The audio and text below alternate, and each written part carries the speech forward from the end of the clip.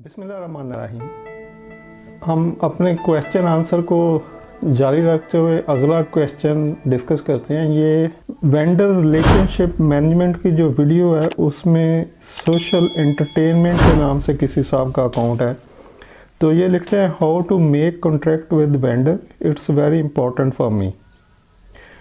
Vendor से contract कैसे किया जा सकता है? ये बहुत ही सिंपल सा आंसर है इसका कि जो पीओ होता है वो बेसिकली कॉन्ट्रैक्ट ही होता है, यानी पीओ और कॉन्ट्रैक्ट में कोई फ़र्क नहीं है। अगर आप देखें कि कॉन्ट्रैक्ट की क्या टर्म्स एंड कंडीशन होती हैं तो वो सारी टर्म्स एंड कंडीशन आप पीओ में लिख देते हैं।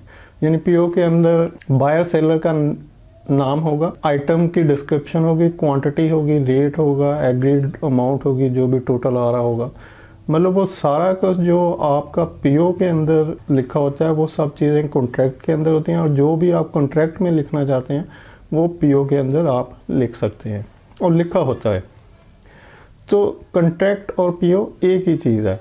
अब ये कन्फ्यूजन हो सकता है आपको हो कि कॉन्ट्रैक्ट से मुराद आप समझ रहे हो कि जो नॉन जुडिशियल पेपर यानी जिसको स्टैम्प पेपर कहा जाता है, कि अगर स्टैम्प पेपर के ऊपर कुछ लिखा हो तो फिर ही वो कॉन्ट्रैक्ट है। तो ये गलत बात है। जब भी किसी पेपर के ऊपर, खा वो सादा पेपर ही क्यों ना हो, दो लोग या कुछ लोग मिल के उस पर कुछ मुआहदा लिख लें और उसको साइन कर दें तो ये लीगली कॉन्ट्रैक्ट ही होता है। यानी इसको नॉन जुडिशियल पेपर जो कि स्टैम्प पेपर होता है उसके ऊपर लिखने की ज़रूरत नहीं होती। सादा पेपर पर भी जब कोई बंदा साइन कर देता है लिख के तो वो भी कॉन्ट्रैक्ट ही ट्रीट किया जाता है। जैसा कि आप ड्राफ्ट लिखते हैं तो ड्राफ्ट एक कॉन्ट्रैक्ट है। जब आप साइन कर दें तो आपके उस साइन के बिहाफ पर उस पेपर को कैश कर दिया जाता है।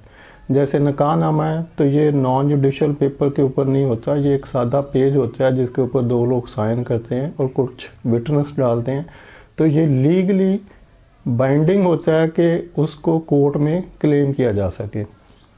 तो ऐसे कोई भी कॉन्ट्रैक्ट जो आप बिटवीन बायर सेलर, चूँकि हम प्रोक्योरमेंट की बात कर रहे हैं, तो जो भी आप बायर सेलर के दरमियान शराइत किसी चीज़ की ख़रीदारी के लिए लिख कर उस पर बायर और सेलर साइन कर देते हैं तो उसको कॉन्ट्रैक्ट ट्रीट किया जाएगा। अब बात है नॉर्मल प्रैक्टिस क्या है प्रोक्योरमेंट डिपार्टमेंट में।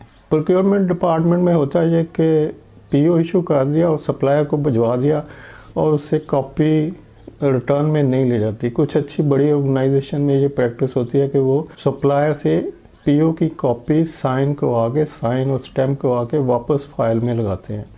यानी ये एक्सेप्टेंस होती है सप्लायर की तरफ से कि मुझे जो पीओ मिला है मैं उसको एक्सेप्ट कर रहा हूँ और मैं लीगली इसको बाउंड हूँ सप्लाई करने के लिए। कुछ छोटी ऑर्गेनाइजेशन जो इस प्रैक्टिस को नहीं फॉलो कर रही थी, वहाँ पर सिर्फ बड़ी आइटम जहाँ पे बड़ी अमाउंट इन्वॉल्व होती है, बड़ी क्वांटिटी, बल्क क्वांटिटी इन्वॉल्व होती है, वहाँ पर इस तरह की प्रैक्टिस कर ली जाती है कि कुछ सप्लायर से कुछ जो बड़ी अमाउंट और बल्क क्वांटिटी इन्वॉल्व हो उनके पीओ को सप्लायर से स्टैम्प और साइन करवा लिए जाते हैं। और समटाइम्स सप्लायर को ऑफिस में बुला लेते हैं लोग कि भाई ये आपका पीओ इशू कर दिया तो आओ आगे इसको साइन कर दो और अपनी कॉपी ले जाओ। लेकिन छोटी ट्रांजैक्शन के लिए इस तरह की प्रैक्टिस नहीं होती और कुछ जगह पर होती भी, but it depends on organisation to organisation. तो ये समझ लें कि पीओ और कॉन्ट्रैक्ट एक ही चीज़ है। वो कॉन्ट्रैक्ट जो स्टैम्प पेपर के ऊपर होता है और जो पीओ आप इशू करते हैं और उसको स्टैम्प और साइन सप्लायर से करवा लेते हैं, तो उन दोनों में कोई फ़र्क नहीं है।